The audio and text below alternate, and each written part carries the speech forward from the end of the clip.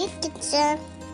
Hi friends, welcome to Haniris kitchen. இன்றைக்கி நம்ம ஒரு வாழைக்காய் கைமா எப்படி செய்கிறதுன்னு பார்க்கலாம் வாங்க. ஒரு வாழைக்காய் எடுத்து அதோட தோலை உரிச்சிட்டு இந்த மாதிரி கட் பண்ணி வச்சுருக்கேன். நம்ம 2 டேபிள் ஸ்பூன் அளவுக்கு கடலை பருப்பும் 3 டேபிள் ஸ்பூன் அளவுக்கு பொட்டுக்கடலையும் எடுத்துக்கலாம். அது கூடயே 2 காஞ்ச மிளகாய் எடுத்துக்கலாம். அது கூட ஒரு கைப்பிடி அளவுக்கு தேங்காய் எடுத்துக்கலாம்.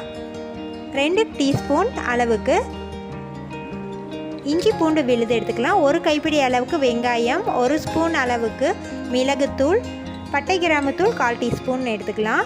இப்போ நம்ம ஒரு பாத்திரத்தில் வாழைக்காயை சுத்தம் பண்ணி அதை கட் பண்ணி வச்சுருக்கோம் இல்லையா, அதை போட்டுக்கோங்க. அது கூடவே நம்மளோட கடலைப்பருப்பு, பொட்டுக்கடலை மற்றும் காஞ்ச மிளகாயை சேர்த்துக்கலாம்.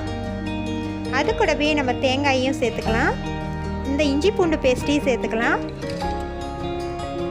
இது கூட நம்ம மிளகு சேர்த்துக்கலாம், பட்டை கிராம்பு தூள் சேர்த்துக்கலாம், வெங்காயம், மிளகு சேர்த்துக்கலாம். மிளகு உங்களுக்கு இன்னும் அதிகமாக வேணும் அப்படின்னா நீங்கள் உங்கள் டேஸ்ட்டு காரத்துக்கு தகுந்தபடி போட்டுக்கலாம். 1/2 டீஸ்பூன் அளவுக்கு மஞ்சள் தூள் சேர்த்துக்கலாம். தேவையான அளவு உப்பு சேர்த்துக்கலாம்.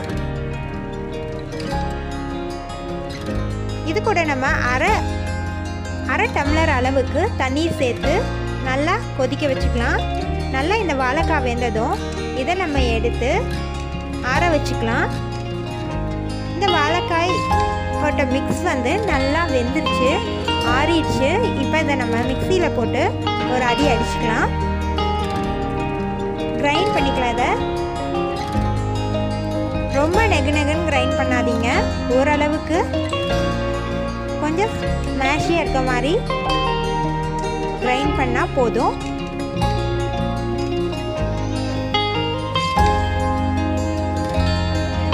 நல்லா இதை அரைச்சிக்கோங்க. பாருங்கள், இப்போ நம்ம இதை அரைச்சி எடுத்து வச்சுக்கிட்டோம். இது ரொம்ப தண்ணியாட்டம் ஆயிடுச்சுனாக்கா நம்ம கொஞ்சம் பொட்டுக்கலையை அரைச்சி அந்த தூளை இது கூட சேர்த்துக்கலாம். இப்போ நம்மளுக்கு கரெக்டாக இருக்குது, அதனால் நம்ம இப்போ இதை உருண்டை பிடிச்சிக்கலாம். பாருங்கள், பொட்டுக்கலை தூளை கொஞ்சமாக இது கூட சேர்த்துக்கிட்டு நம்ம உருண்டை பிடிச்சிக்கலாம்.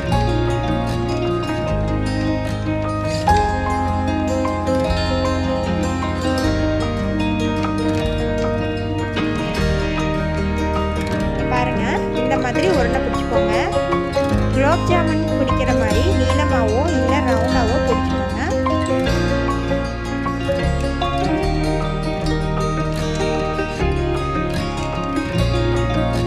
இந்த மாதிரி நம்ம எல்லாத்தையும் உருண்டை பிடிச்சி வச்சுக்கலாம். அதுக்கு பின்னாடி இதை நம்ம எண்ணெய் ஊற்றி டீப் ஃப்ரை பண்ணி எடுத்துக்கலாம். அடுப்பை ரொம்ப ஸ்பீடாகவும் வைக்க வேணாம், ரொம்ப கம்மியாகவும் வைக்க வேணாம். மீடியம் ஃப்ளேமில் வச்சு இதை பொரிங்க, இல்லாட்டி இது திரிஞ்சு வந்துடும். அவ்வளோதான், நம்மளுடைய கோலா உருண்டை கைமா மாதிரியே ரெடி ஆயிடுச்சு. இதை நம்ம மட்டனில் செய்கிற கோலா உருண்டை மாதிரியே இதுவும் ரொம்ப டேஸ்ட்டாக இருக்கும். மட்டனுக்கு பதிலாக நம்ம வெஜ் கைமா எப்படி செய்கிறதுன்னு பார்த்தோம். நீங்களும் இதை வீட்டில் ட்ரை பண்ணி பாருங்கள். நிச்சயமாக இந்த வீடியோ உங்களுக்கு பிடிக்கும்னு நம்புகிறோம். இந்த வீடியோ உங்களுக்கு பிடிச்சிருந்துச்சுன்னா லைக் போடுங்க, ஷேர் பண்ணுங்கள், கமெண்ட் பண்ணுங்கள்.